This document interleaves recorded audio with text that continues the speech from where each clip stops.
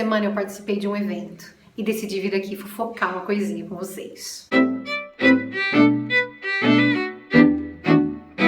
Essa semana eu tive a oportunidade de participar de um evento super interessante aqui em São Paulo, que ia discutir questões de gênero no Brasil e nos Estados Unidos. Isso era parte de um programa, de uma bolsa de estudos entre o Brasil e os Estados Unidos, e aí a gente ia ter a participação de duas professoras que estudam gênero no Brasil, que são duas grandes referências, e lá estavam elas, uma professora da UNB e uma professora da Unicamp. E aí, duas coisas aconteceram. A primeira delas é que quando eu olhei a programação, eu observei que a abertura do evento seria feita exclusivamente por 4 homens.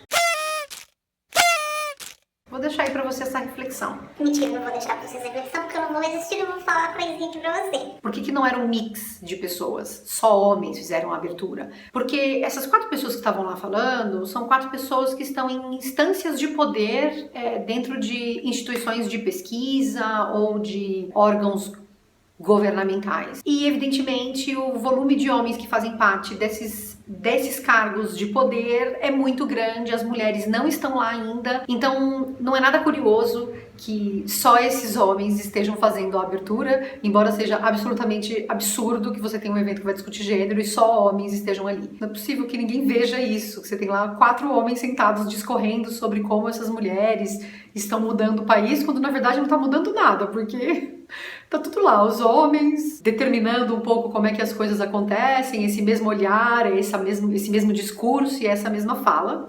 E a minha segunda observação é justamente sobre isso. Evidentemente, estavam lá os 4 homens, falaram, e eles foram introduzir, falar sobre essas mulheres que tiveram suas falas mediadas por uma outra mulher e depois por um homem, porque essa mulher precisou ir embora. O que foi que este homem disse quando foi fazer a abertura da fala dessas mulheres? Que elas contribuíram para esse projeto de intercâmbio de pesquisadores não só pela sua pesquisa, mas também pela sua energia e a sua alegria, e que ele sentia saudade disso nos Estados Unidos. Veja só, uma coisa aqui muito bacana. Eu estou dizendo que ele usou a seguinte estrutura, eu fiz questão de anotar.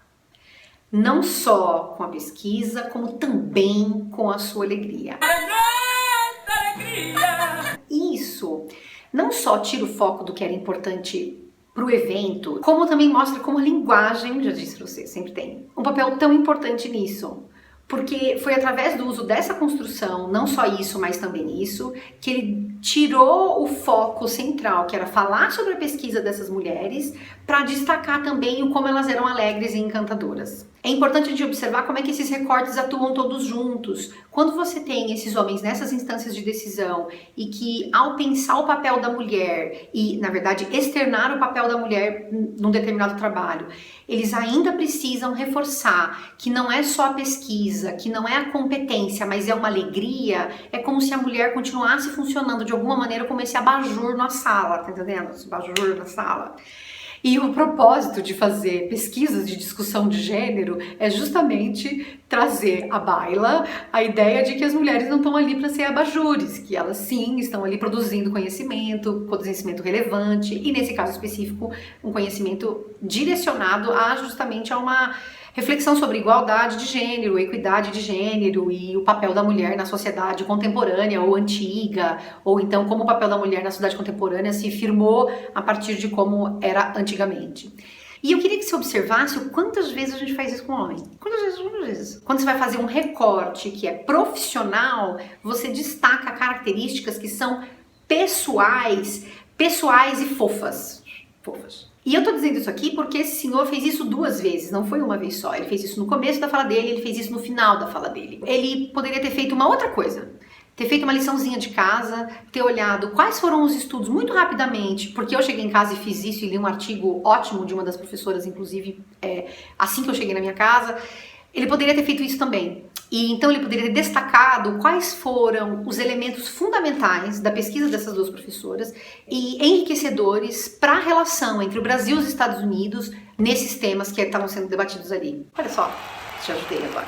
Então, para você aqui eu vou deixar uma dica. Para você, homem, que costuma fazer isso e não percebe, não está se dando conta. Então, estou te dando essa força aqui. Quero que você preste atenção durante essa semana, quantas vezes no trabalho, ao elogiar a competência de uma colega mulher, você fala de outras coisas que não estejam relacionadas ao trabalho dela. Ou porque ela é delicada, ou porque ela é bonitinha. Eu quero que você olhe para as características que fazem com que o trabalho dela seja competente, sem prestar atenção nas características dela na vida privada. E eu quero que você comece a prestar atenção nos adjetivos que você usa para homens e nos adjetivos que você usa para mulher. O que você acha disso, querido? O que você acha? Vamos fazer isso essa semana para dar uma mudadinha nisso?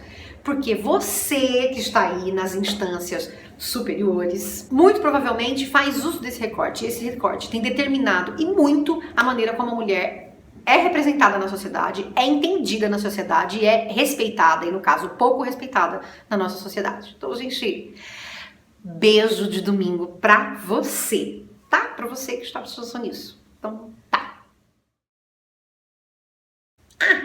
Eu não quero ir embora sem antes falar de uma pessoa incrível que se chama Carla Valezin. Ela tem um filho queridíssimo que se chama Matheus. O Matheus descobriu aos 3 anos de idade que ele tinha leucemia. E aí a Carla e a família, e o Matheus, evidentemente, estão desde então na batalha para conseguir uma medula. Só que eles não estão só na batalha para conseguir uma medula pro Matheus. Eles criaram uma página no Facebook, que eu vou deixar aqui embaixo, que chama Superliga do Matheus, onde eles procuram conscientizar as pessoas de como é importante você fazer a doação da sua medula para ajudar inúmeras pessoas que estão aí na busca por uma medula. A doação é muito simples, você não vai lá e vai doar a medula imediatamente. Você vai fazer um exame de sangue e esse exame vai ficar estocado num banco. Depois, se alguém encontrar uma medula compatível com a sua, se tiver alguém compatível, aí eles vão te chamar e você vai fazer exame, e aí sim você vai doar a medula. É uma coisa super simples. Eu fiquei super feliz quando eu soube do projeto dela e eu decidi mostrar aqui pra vocês. Então, se você tem condições de fazer a doação da medula, de ir lá, se você não tem nenhuma condição específica de saúde, faz isso. Não vai ajudar só o Mateuzinho, que é uma fofurinha, inclusive, mas vai ajudar também outras crianças e adultos que estão na busca por uma medula. É isso. Um beijinho, gente. Tchau, tchau.